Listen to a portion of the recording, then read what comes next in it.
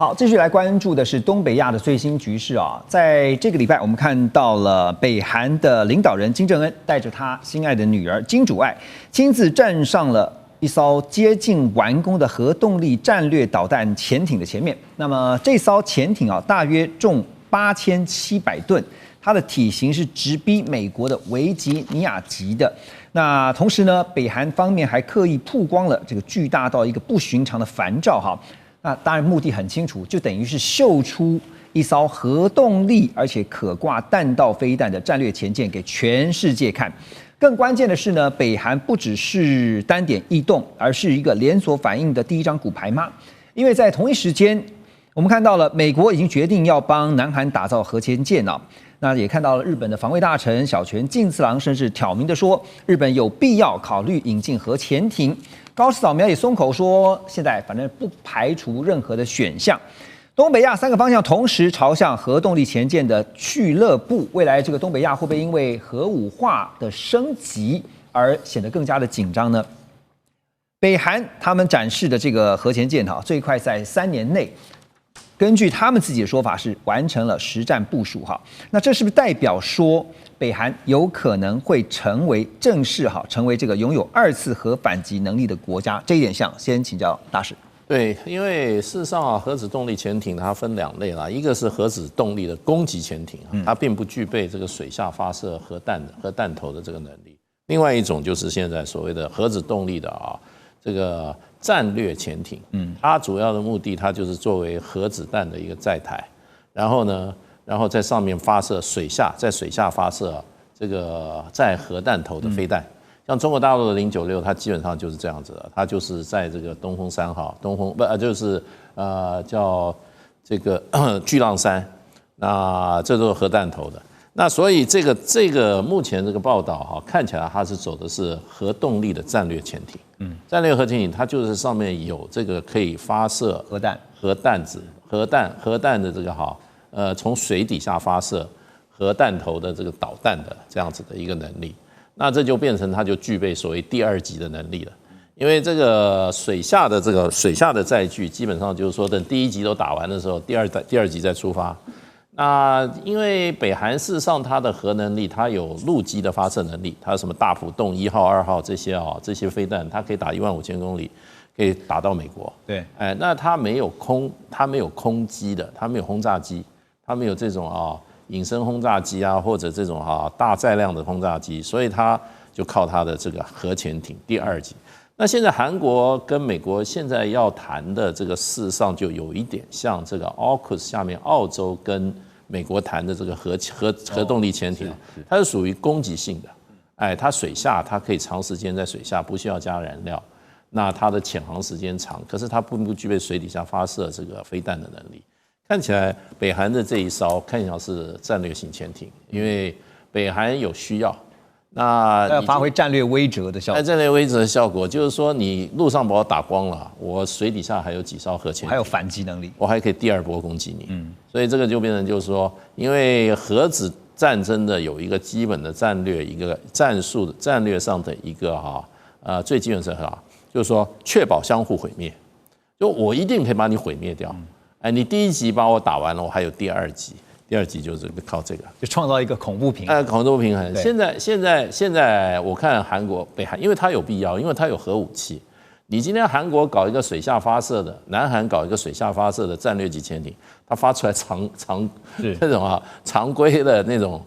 种导弹有什么用？对，所以它这个一定是要做核子潜艇、核子飞弹的发射载台用。如果真的是这样的话，那包括南韩、包括日本都会非常的感受到这个威胁性所以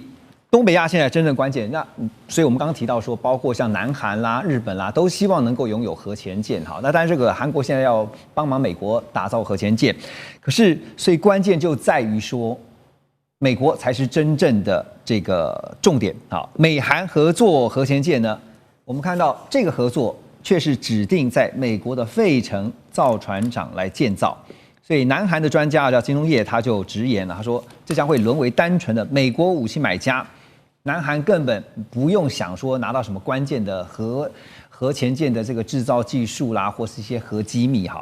好，那针对外界的担忧，哈，说这样的动作呢，会不会打破这个核不扩散的立场呢？并且踩到美国有个原子能法第19条啊，就是禁止转移军用核燃料的红线。但是南韩已经先表态了，他们说他们不会使用高浓缩铀。美国原子能法当中是禁止，就是向非核武国家转移军用核燃料的这个第19条，是我们刚刚提到的，就原子能法第19条。所以聂老师，现在日本跟韩国，当然日本还排在韩国之后了哈。那现在光是在让韩国，甚至未来有可能日本这个参与相关的战略规划或武器制造上啊，美国当然站在一个制高点来看的话，那有可能会真的把所有的事情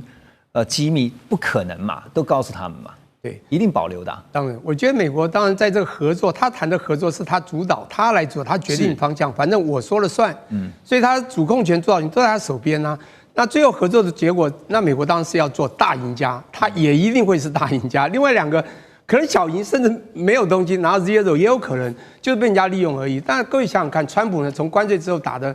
主要目的是什么？他用这个关税威胁叫大家来拼凑我回来做一个美国的制造业机器人。你刚刚讲制造业强国，那是1940年代，那时候美国民主兵工厂。现在呢，空洞化，刚刚讲产业空洞化到极端。那他当然每一个地方他要的东西要回来的不一样，欧洲要有欧洲的，有没有？除了他要钱，当全球拿提款机之外，最主要是他这个机器人，我要手要脚，你要给我。比如他知道韩国最少还有17%的制造船的能力，那日本还有13%，但韩国为先。而你知道，他的最大敌手啊，中国已经有6-7成的制造能力，他都吓到了，才会讲说，这为什么我们以前制造这么强，中国可以一天制造一个船，我们一年制造不出一个，他非常需要南韩过来，这就是他当时在关税谈到，除了你几千亿拿过来之外，最主要的制造业就这一块。可是我不然说，当然我也知道，我在那边生活那么久，从纽约、费城这个 DC Delaware 一直沿路常去嘛，那旁边还有一个叫Baltimore，就是这个 Inner Harbor 嘛，就是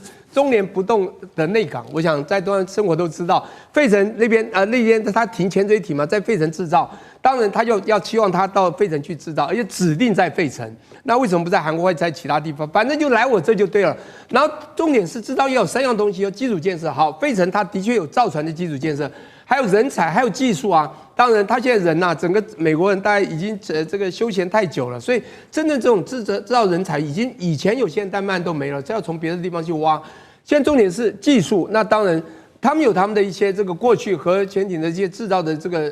很不错的一些设计的这一端，可是真的技术端那技术制造能力还是要靠韩国。对，因为韩国的制造，你就像台积电，你觉得你今天有 EDA 有这种什么授权，制造还是要在台积电，还是要在台湾一样的道理。但是他就非常聪明，他就是帮你拿，就跟台积电挖到美国一样。可是我觉得韩国现在面临到的大挑战是台积电因为很稳，还可以。分台湾有那边有，如果这个跟这个，我觉得了，南韩如果跟美国合，真的合下去，我觉得韩国能拿到的有限，因为基本上这个东西很重要，跟军事有关，美国真的是要拿到完全是主控权、主导权的。对，这个军事相关的哈，因为刚刚特别提到说船为什么就是前舰为什么拉到美国去制造哈，一方面就是您刚刚提到说技术担心外流啊，第二就是可能。降低被攻击的风险啊，那孝瑋你怎么看哈？因为我们先来看一下荧幕上面就讲说核潜舰跟一般常规的潜舰啊，它的一个比较啊，关键的对比分析是这样的啊，航程方面呢，核反应炉等同于是几乎无限续航哈，因为它不像这个柴油动力的哈，它必须要补给啊，它就是用核动力。另外速度方面呢，核潜舰可以长时间以30节的这个高速来潜航。隐蔽性当然更不用说哈，长期的潜伏哈，所以对于日本来讲，对于南韩来说，如果真的有一天可以拥有核潜舰的话，是不是就代表说手上有一张黑桃 A 了？哦，其实没有，它就差很远。就刚刚那个大使也讲到，这个核动力潜舰基本上它有2种，一个是弹道导弹的这个潜舰，另外一个呢是攻击潜舰。其实现在美国也允许它的盟国拥有的都是弹道那个那个核攻击潜舰，那个包含像澳洲啊，或者说未来日韩可能的。那这种潜舰，它最多上面还要在美国允许下才能装到战斧巡弋飞弹这种东西在上面，要不然它其实基本上就是一个长时间可以在水下潜航的一个水下伏击者。者，所以呢，它本身是并没有办法带来这个核威者的。也就是说，大家不要把核潜舰跟核弹去画上等号，对，它完全是没有办法画上这个等号的。所以呢，这些国家它现在追求这个核潜舰，就是要让它的这个海军这个水下舰队能够在海下时间待得更长，待得更久。那美国为什么会放松对日韩的这个核潜舰，甚至于澳洲这个核潜舰的这个拥有的这个容许度，就是因为如果说今天你要能够长时间去追踪北韩或甚至于中国大陆的这个核弹道飞弹潜舰的话，那这个时候美国自己部署在西太平洋地区的核攻击潜舰数量不够啊，就需要靠日本、韩国或是澳洲的这些潜舰出来帮美国去看守这些重要的这个航道，让中国大陆的核动力弹道飞弹潜舰不会溜到可以攻击美国这个位置。所以美国它在这个地方上面其实是极度控制的非常精准的，也就是说这些国家完全不用想到说拥有了核潜舰就等于有美国这种弹道飞弹攻击，那是完全不相称的。对，就你说这个北韩它现在非常聪明，但你说它有核3位一体，它现在有核2位，第一它有地对地的这个弹道飞弹，射程很长15000公里，因为它把它装到它现在我们看到它这次新展示的这个核动力潜舰上，它有水。